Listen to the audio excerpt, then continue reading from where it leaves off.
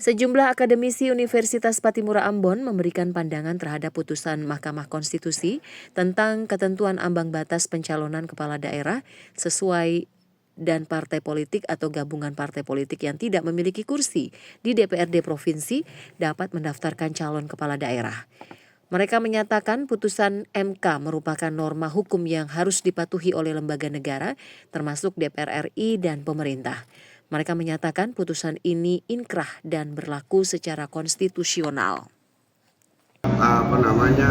Mekanisme prosedural kelembagaan negara ya, bahwa konstitusi telah mengatur dalam mekanisme check and balances bahwa masing-masing kelembagaan negara itu telah diletakkan kewenangan fungsinya masing-masing. Oleh karena itu memang secara prosedural ya wajar kalau kemudian ada statement dari pemerintah atau pemikiran dari pemerintah bahwa mari kita menghormati ruang-ruang daripada masing-masing kelembagaan negara. Oke, itu kalau dilihat dari perspektif prosedural tidak menjadi masalah. Tapi akan menjadi masalah kemudian kalau itu diuji secara substansial.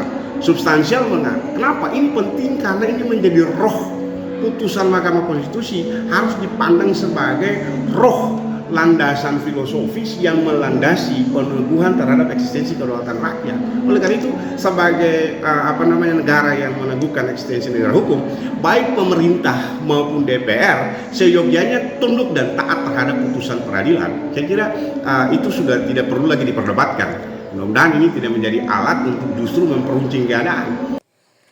Putusan MK nomor 60/PUU strep angka Romawi 22/2024 kini menjadi masalah setelah revisi Undang-Undang Pemilu ditunda oleh DPR RI dalam sidang paripurna.